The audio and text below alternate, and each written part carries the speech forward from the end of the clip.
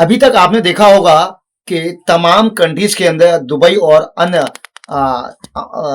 Muslim countries के अंदर हमारे भारत के कुछ युवा रोजगार ढूंढने की तलाश में वहां पर पहुंचते हैं और उनके साथ तमाम अनैतिक कार्य भी किए जाते हैं और उन्हें परेशान किया जाता है।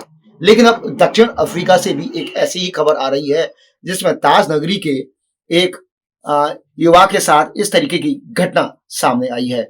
आगरा के ट्रांसजमना क्षेत्र के रहने वाले अभिषेक, जो आगरा के ट्रांसजमना में रहते थे, उनके पिता हमारे साथ आलोक जी मौजूद हैं, उनके भाई भी साथ में यहाँ पर मौजूद हैं।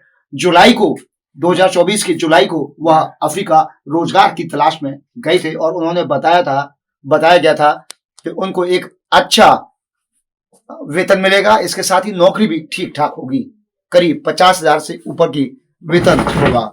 हम सीधे बात करेंगे आखिर क्या ऐसे कारण रहे, क्या हुआ कि अब जो उनको लेके गए थे आज वही उनको परेशान करते हुए दिखाई दे रहे हैं।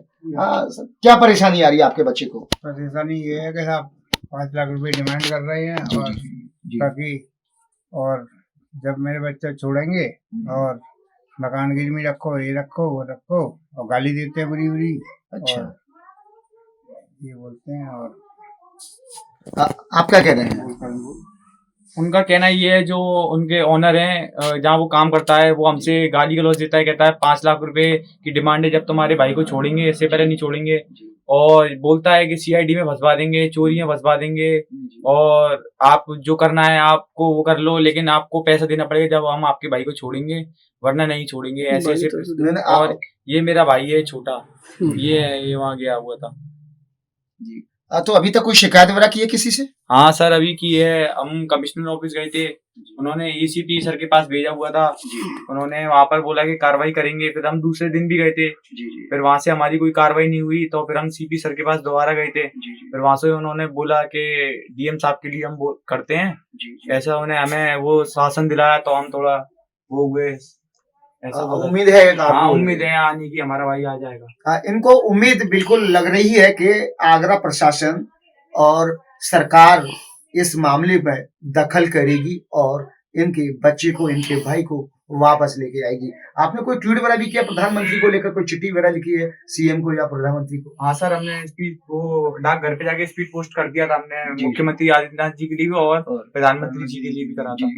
हाँ सर। हाँ, तो अब कुल मिलाकर जिस तरीके से विदेशों में पहुंचकर हमारे युवा रोजगार की तलाश में जाते हैं और इस तरीके से वहां पर ब्लैकमेल किया जाता है। और सर तो जी सर, हमारे पक्ष में विधायक जी भी हमारे पक्ष में बोले थे, उन्होंने हमारा बहुत पक्ष रखा सीपी साहब के यहाँ। विधायक जी भी हमारे फेवर में थे बहुत, उन्होंने हमारी वो कहा, तो उन्हें कार्रवाई स्टार्ट करते हैं, डीएम साहब के लिए भेजते हैं, जिलाधिकारी जी के लिए, ऐसा बोला था। देखिए, अब उत्तर प्रदेश सरकार के विधायक और मामला मुख्यमंत्री और प्रधानमंत्री तक भी पहुंच गया है।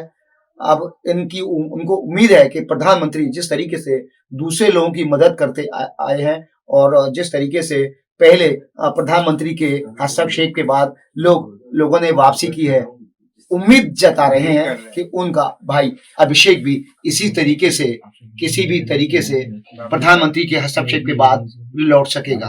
अब देखना होगा कि प्रधानमंत्री की हस्तक्षेप इस मामले में होता है या नहीं होता, किस तरीके की आगे की कार्रवाई प्रशासन और सरकार करती है, विदेश मंत्रालय किस तरीके से इस मामले में आगे अग्रसर करता है। क्या दक्षिण अफ्रीका जाने वाले, रोजगार की तलाश में पहुंचने वाले भारत के, आगरा के या देश के किसी भी कोने के जाने वाले युवाओं के साथ इस तरीके के मामले बेहद सरकार के लिए चिंताजनक हैं और किसी न भी तरीके से ऐसे मामलों को सरकार को गंभीरता से लेना होगा और इस पर विराम लगाना होगा। अब देखते हैं कि सरकार इस मामले को, अभिषेक के मामले को लेकर किस तरीके की कवायदें करती है, उसकी वापसी किस तरीके से हो पाती है। प्रदीप रावत, उत्तर प्रदेश टाइम्स, आगरा।